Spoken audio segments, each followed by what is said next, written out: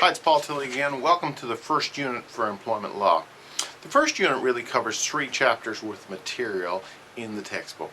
The first chapter that you want to take a look at is chapter 1. And chapter 1 gives you an overall introduction to the law in terms of employment law, how law is created, how law evolved, and these sorts of background things.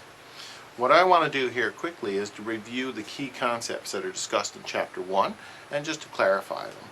Okay, first of all, what we're looking at in chapter 1 is the Canadian legal system. So you have to understand from this how the Canadian legal system works. And the legal system is all hinged on something we call law. And law is a set of rules that our society agrees upon and that are codified in the rule books. So for example, laws are stated in the criminal code, laws are stated in contract law and how contract law is handled, and employment law and in terms of how employment law is handled, regulations that government put in place such as the Canada Labour Code, such as the Labour Relations Act, these sorts of things are all considered laws, and they set a standard, and it is that standard that is judged, and the court system's job is to enforce those rules. Now, we also need to be able to differentiate between labor law and employment law. Employment law specifically relates to the set of rules that govern a relationship between an individual and an employer. So it's a one-on-one set of rules. So if I work for you, we're covered in the employment law. In terms of labor law is more general. Labor law looks at the relationship between the employer and a group of employees. They could, for example, be unionized. So in this sense, we're looking at groups of employees and the relationship between them.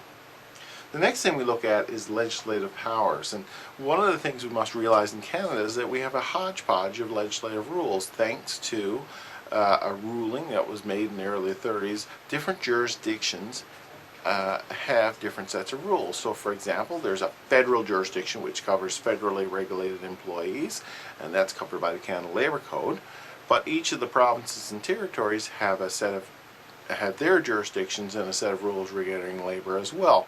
So essentially, the labor law in Quebec and New Brunswick and Newfoundland and British Columbia can be slightly different because each has their own set of laws, and those laws cover their respective employees. Add to that, the federal government would have its own set of laws. So jurisdiction is really important in order to define which law applies to whom.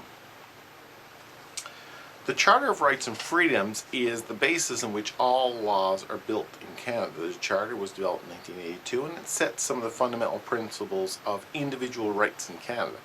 This has posed some challenges from a labor perspective because when we think of labor, labor often implies a group of individuals, so we have to balance out individual rights versus group rights that, for example, unions would concern themselves with.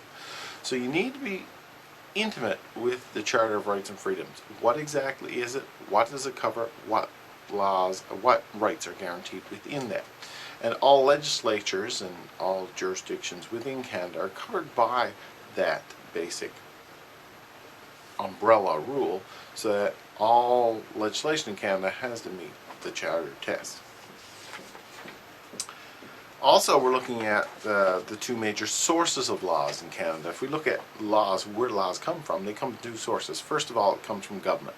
And government create laws through a series of bills or statutes. These bills are introduced in a proper method, 3 readings. A bill comes to a legislature, is first introduced, nothing really happens, it's voted on, it gets approved, goes off, goes to 2nd reading. Once people have enough time to read it and evaluate it, they're going to comment on it in the 2nd reading, they're going to pass judgment on potential changes for it, and they're going to vote on whether it should move further. After it succeeds 2nd reading, it goes off to committee. Committee does a very thorough assessment on the bill, and once the committee has finished their work, the bill comes back again for 3rd and final reading, where it gets approved and it is sent off for royal assent. I would strongly recommend that you take a look at the video that I've suggested here, how a bill is made, and it's a very good, interesting little cartoony type of video that the folks at the Vision Network in Ontario have put together. So it's great to take a look at that. The other law in Canada is the laws that come out of our court system. The court is designed not only to enforce rules as they're set up, but to interpret rules.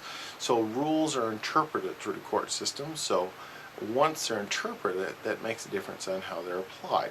If we look at, for example, any particular piece of legislation, obviously that piece of legislation can't anticipate all the potential issues. So what the court does is it takes that legislation, it interprets it, and makes a decision based on it. And using the interpretation method and using past decisions, our legal system, using the process of stare decisis, which basically means if it was talked about before, it's going to have an impact on how we interpret it now.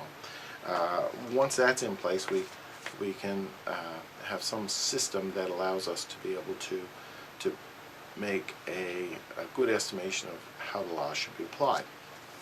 We also talk about the Civil Code, and the Civil Code is enforced in Quebec, and the Civil Code is based on French rule. And essentially what the Civil Code does is it lays out a series of rules, and these rules are applied. We also looked at the formation of the court system in Canada, and as you'll see, the courts have several levels. There's the original court, which is the provincial courts. The provincial courts kind of take in the information, they look at it, they make a judgment on it. If someone feels that they're hard done by in the courts, meaning that there was some mistake made, they can appeal it to a higher level, and the higher level then could overturn the original ruling or accept the original ruling. We also have the federal courts, and the federal courts are geared for federal rules or broader topics, and we have the federal court that goes on to the Federal Court of Appeal, and then ultimately we have the Supreme Court of Canada. The Supreme Court of Canada is like the overarching court. It makes final decisions on a lot of things that have a national interest, in anything that falls within the interest of the Supreme Court is accepted by them, and they will rule on it, and that will impact how our laws are interpreted and how they're used. We also have other things called quasi-judicial bodies. Quasi-judicial bodies are tribunals or boards that are set up that do almost the same thing as courts do. They're designed to take some of the pressure off courts. And what they can do in a less formal setting is to make a decision and a ruling on something that will affect how that thing goes ahead. Like, for example, the Labor Relations Board can rule on a grievance, for example, and make a decision on that. And instead of going through the court system and clogging it up, we can have these boards make very similar decisions to courts. So that's essentially what you're looking at in that first unit. Make sure you give that chapter a really good read, particularly in terms of the legislative issues regarding how government makes rules and how courts make rules.